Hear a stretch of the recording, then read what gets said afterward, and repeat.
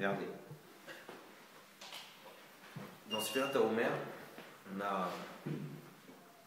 on compte 7 x 7, 49 jours. Et on travaille sur les midot.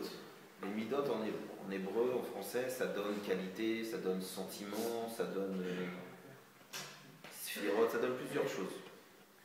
C'est en fait, on travaille, notre cerveau est censé travailler sur notre cœur. Maintenant, en hébreu, une mida, c'est aussi une mesure, une taille.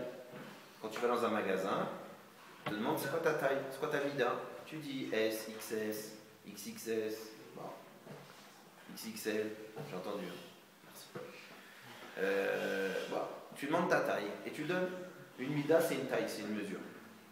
Alors si tu réfléchis à ce système-là, tu te dis, attends 2 secondes, pourquoi la Torah, elle me demande de réfléchir et de me mesurer? Et qu'est-ce que je suis censé mesurer? Et à quoi ça sert de mesurer? D'accord? Et ce qui est encore plus comme question, c'est qu'il y a un mot en hébreu qui s'appelle les hitmoded, qui veut dire se mesurer à, tenir face. Faire face de l'hitmoded, qui vient de Mida aussi. Alors maintenant, ce qu'il faut essayer de comprendre, c'est en quoi le fait de me mesurer, de savoir mesurer, on va voir quoi, ça me permet de l'hitmoded, de faire face à des problèmes, faire face à des situations, faire face à des personnes. En quoi j'ai besoin de mesurer? Et pourquoi chaque année, je refais ce travail? Et pourquoi chaque jour, j'ai une mesure différente? Quand tu vas au magasin, il n'y a pas que du sur-mesure, c'est pas au millimètre près. C'est grosso modo, tu fais du 36. Grosso modo, tu fais du 38. Grosso modo, tu fais du 40. D'accord? Mais des fois, d'une marque à une autre, d'un pantalon à l'autre, dans le 40, tu es un peu à l'aise. Dans l'autre 40, il est un peu trop long. Et on sait. On ne se choque pas de ça. La Torah ne nous demande pas ça. La Torah nous dit, il faut que tu sois précis dans ta mesure. Il faut que tu saches, chaque jour, tu vas mesurer quelque chose. Pourquoi c'est important de mesurer? Je vais vous expliquer ce que ça veut dire mesurer et pourquoi c'est important de mesurer. Par exemple, si je ne sais pas mesurer la gravité de mes actes, alors on va avoir une discussion entre un père et un fils. Et le père, il va dire à son fils, mais tu te rends compte ce que tu as fait? Le fils, il va se dire, et alors? Pourquoi? Ils n'ont pas la même mesure. Ils n'ont pas la même mesure. Ils n'utilisent pas les mêmes normes. Ils n'utilisent pas le même centimètre. Pour le père, le fait que son fils soit venu, je sais pas moi, pendant Shabbat devant Mémé avec une cigarette, c'est catastrophique pour lui. Pour le fils, c'est, mais qu'est-ce qu'il y a? Je fume. Tu le sais, qu'est-ce qu'il y a? Pourquoi? Parce que dans la mesure du garçon et la mesure du papa, quand tu rapproches les deux mesures, on ne parle pas de la même chose. On ne mesure pas la même chose. Il y a des gens qui, par exemple, dans leur mesure de ce que c'est la gvoura pour eux, c'est un tour de bras. La gvoura, c'est le nombre de mecs que tu peux mettre KO en 2 minutes. Pour eux, c'est ça la gvoura. Ils mesurent la gvoura de quelqu'un à la capacité de l'ouvrir, à la capacité de dire « moi, je m'en fous, je fonce ». Il y a quelqu'un d'autre qui va dire « ah non, moi, je mesure la capacité, la gvoura de quelqu'un, la capacité au contraire, de rester calme, de rester serein, de ne pas se confronter, de prendre de la distance ». Alors vous comprenez bien que maintenant, si la Torah, elle t'oblige chaque année, pendant 49 jours, à te poser et à essayer de voir dans tout ce qui s'appelle les qualités, les ressentiments, etc., de bien remesurer les choses et de mesurer les choses de manière à ce que quoi? De manière à ce que Ayom c'est le premier, Ayom c'est le deuxième, c'est-à-dire de mesurer les choses de manière à ce que les choses grandissent. Si c'est pour mesurer comme l'année dernière, si c'est pour avoir les mêmes sentiments, les mêmes réactions, les mêmes crises de nerfs, ça n'a rien changé. Alors maintenant, pourquoi les gens ne veulent pas mesurer? Et pourquoi chacun veut rester avec sa mesure? Parce que comme on a dit, mesurer, si tu te mesures, c'est almenat les hit modèles. C'est pour faire face à. Et les gens, ils ne veulent pas faire face. Alors ils ne mesurent pas. Ou ils mesurent qu'avec leurs yeux à eux. Et puis si tu rentres, ça rentre. Si ça rentre pas, ben tant pis. Ça veut dire quoi, hein? Je te donne un exemple. Tu parles avec quelqu'un. D'ailleurs, c'est marrant que... Bon, après, je dis ça. Mais tu parles avec un couple, et puis la femme, elle te dit ça y est, j'en ai marre. Ce mec-là, allez hop, divorce, j'en ai marre. Alors tu dis, stop, 2 secondes. Pourquoi? Il est en dessous de tout, il fait pas ce qu'il faut, je l'aime pas, je suis pas heureuse, plein de mots. Alors qu'est-ce que tu dois essayer de faire? Tu dois essayer de lui apprendre à mesurer les choses. Qu'est-ce que ça veut dire? Je l'aime pas. Qu'est-ce que ça veut dire je l'aime pas? Tu l'as déjà aimé, et quand tu l'aimais, c'était vraiment de l'amour, en réalité c'était simplement une pulsion. Est-ce que tu sais ce que c'est aimer? Est-ce que pour toi aimer c'est quoi? Est-ce que aimer ça veut dire qu'il faisait tout ce que tu voulais? Ou est-ce que aimer c'est que vous échangez quelque chose? Et donc au fur et à mesure tu parles et tu essayes de remesurer les choses. Qu'est-ce que ça veut dire ça va pas? Par exemple, vous avez un enfant? Oui. Ah, il est bon père? Oui. Alors? Oui, mais Marie nul. C'est-à-dire, mais dans ta mesure de la personne, tu as mis ça, cette Nekuda, que c'est un bon père? Ça veut dire qu'a priori, cette personne, c'est la même, mais elle est capable avec l'enfant de bien se comporter, et avec toi, moins bien. Mais alors, ça veut dire quoi? Ça veut dire que les cochotes qu'il est capable de mettre avec l'enfant, peut-être qu'il peut aussi les mettre chez toi. Ou peut-être qu'il arrive plus facilement avec l'enfant pour X ou Y raison, et peut-être qu'avec toi, il ne sait pas le faire. Alors peut-être que toi, il faut que tu trouves la manière d'être un peu plus enfant, jusqu'à qu'après, ils comprennent qu'il faut qu'il s'adresse à toi comme une femme.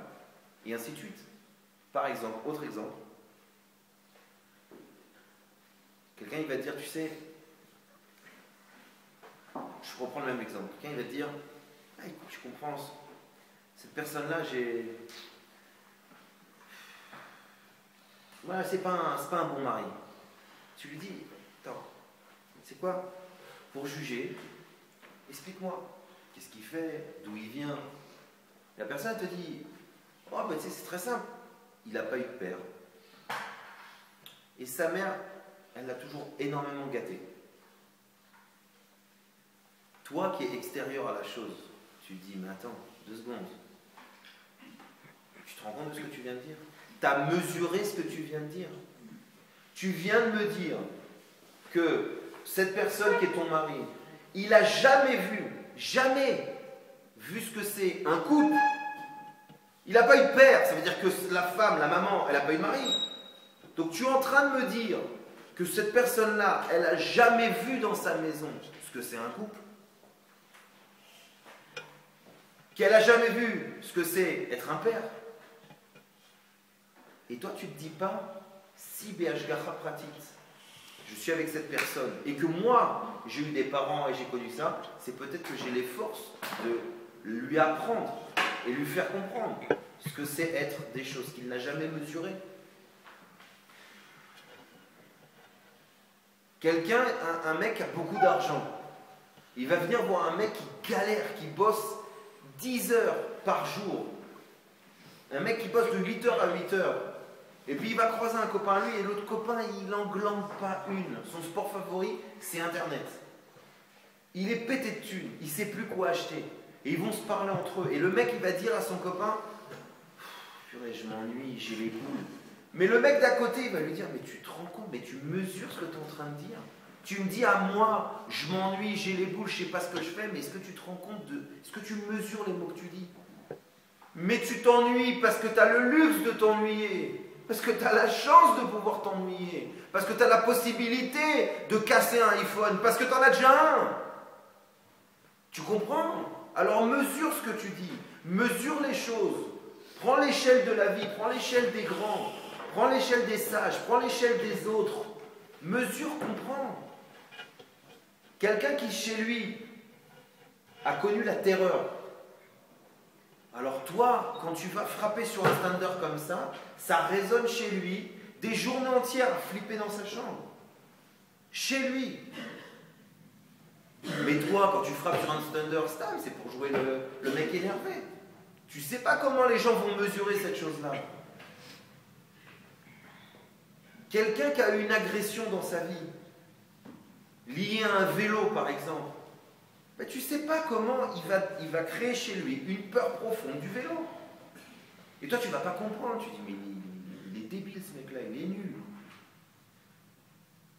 Et donc la Torah elle me dit, frère, regardez, je vous ai fait sortir d'Égypte, mais rappelez-vous, j'ai pris des gens qui étaient tous malades. Tous, on était tous des esclaves, tous abîmés par prendre des coups, par soulever des pierres. Comme aujourd'hui, on est tous abîmés par quelque chose, ou par la situation de notre famille, ou par la situation financière, ou par la situation... On a tous des coups, d'accord? On est tous esclaves, abîmés, fatigués de quelque chose. Et ça, Kadosh Baruch Hu, il nous a fait sortir, c'est-à-dire il nous permet de sortir. Et pendant une période, il va dire, regardez, mesurez ce que vous faites, mesurez les choses. Ça, essayez d'apprendre ce que c'est. Mesurez la différence entre insulter un adulte et insulter son père. Regardez la différence entre une insulte et un compliment. Mesurez la différence entre une claque et une insulte.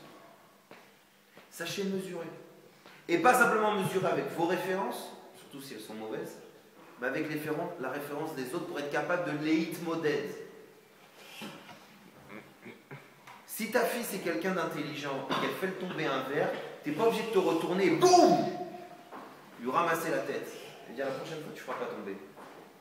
Non, tu n'es pas obligé. Tu peux simplement lui dire, ah, t'as fait tomber? Ouais, mais t'inquiète pas, attends 2 secondes, je vais ramasser, marchez pas dessus. Parce qu'elle a appris. Si ton gosse, quand il fait tomber le truc, il trouve marrant de patauger dedans, tu vas devoir lui expliquer. Non, recule-toi. C'est une bêtise que tu viens de faire, et ainsi de suite, et ainsi de suite. Donc, ça c'est quelque chose qui est extrêmement important. Et je finis là-dessus que, on compte, on a dit 7 x 7. On arrive à 49. Alors écoutez la blague. 49, Gematria, Cholé, malade. C'est un truc de fou. Alors c'est quoi l'idée?